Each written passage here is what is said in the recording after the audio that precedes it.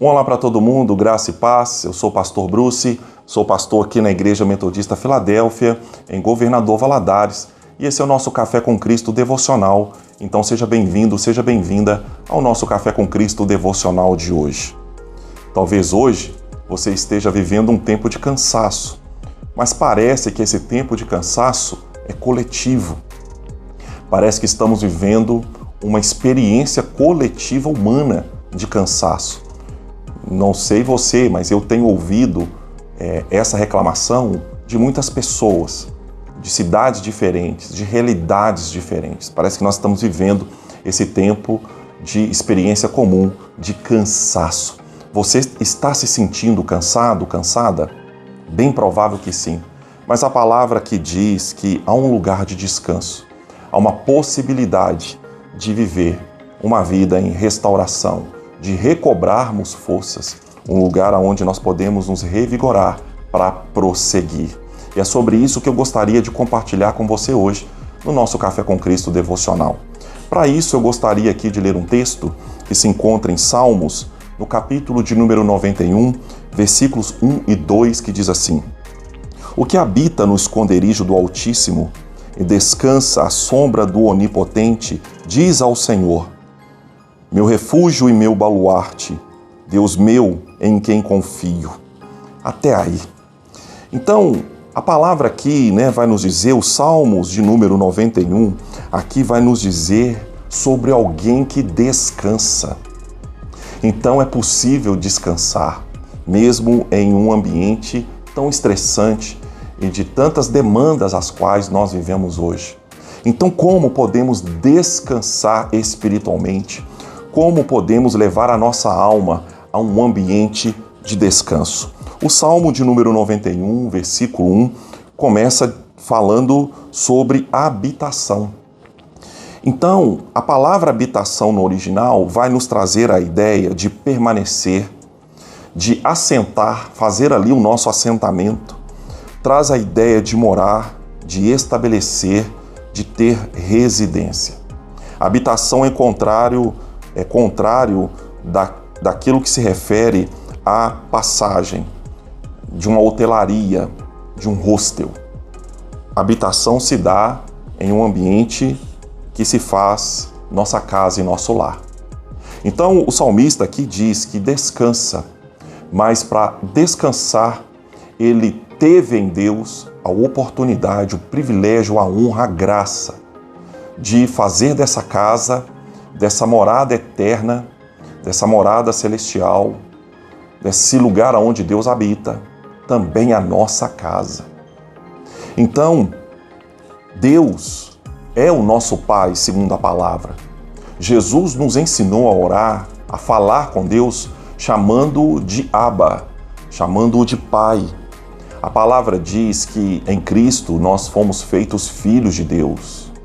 E como filhos de Deus temos a oportunidade de voltar para casa, de voltar para o Éden, de estar com Ele, não apenas de passagem, mas fazer daquele lugar a nossa morada. Estava começando, dando início ao meu ministério pastoral, eu estava conversando com um pastor mais experiente e ele me disse assim: Bruce, quando você for mudar, escolhe bem o lugar aonde você vai morar, porque a casa é a sua caverna, a casa é o seu lugar de descanso, a casa é o seu lugar de proteção. E é uma verdade, depois de um dia de trabalho, se a casa não for o lugar de descanso, onde será? Então aqui a palavra diz que aquele que descansa, ele faz sua morada em Deus, ele habita em Deus, ele não é um passageiro, ele não está ali de passagem, ele não está ali buscando em Deus experiências esporádicas, mas ele está buscando em Deus experiências que permanecem. Ele está se estabelecendo em Deus. E se estabelecer em Deus é se estabelecer na rocha fiel que é Cristo. Então, nos dias de tempestades, nos dias de turbulências, nos dias em que as adversidades vêm, nós vamos poder descansar, porque esse lugar, ele permanece. Outra coisa que nós aprendemos aqui sobre esse lugar de descanso é que o texto diz assim: o que habita no esconderijo. Então, para descansar, nós precisamos habitar em Deus. E essa habitação, ela se classifica como esconderijo. Então a palavra aqui, esconderijo, vai nos trazer a ideia de cobertura, de refúgio, vai também nos trazer uma ideia interessante, vai nos falar sobre segredo, lugar secreto, ou seja, um segredo que vai se referir à língua que calunia.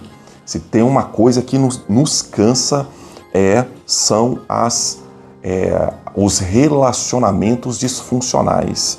Se tem uma coisa que nos cansa, é a língua que calunia. E hoje nós precisamos até tomar muito cuidado com as redes sociais. As redes sociais, elas são bênçãos, são ferramentas poderosas, inclusive para a disseminação do evangelho. Mas também as redes, ela pode ser um ambiente de muito esgotamento e cansaço. Na medida em que vamos fazendo comparações, na medida em que vamos nos expondo às línguas que caluniam, então são tantas coisas que vão nos esgotando, que vão nos cansando. E a palavra diz que nesses dias nós podemos encontrar na morada de Deus este esconderijo, esse lugar secreto, esse lugar em segredo, onde nós podemos nos refugiar, onde nós podemos nos abrigar. É um abrigar de alma, é um abrigar de mente. É ali onde nós podemos descansar, meditar na palavra do Senhor, meditar nas suas promessas, viver um tempo de solitude, um tempo onde nós podemos meditar sobre quem de fato nós somos no Senhor.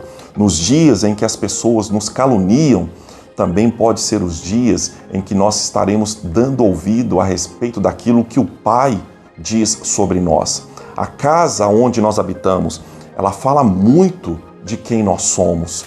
Então, se habitamos nessa casa, essa casa de fato vai falar de quem nós somos. E nós vamos aqui descobrir que nós não somos aquilo que as línguas que caluniam dizem, mas nós somos aquilo que o dono da casa diz que somos. Eu gostaria então de encerrar aqui essa pequena devocional hoje, nos trazendo essa meditação. Faça um exercício hoje. Tire um tempo para estar nesse lugar.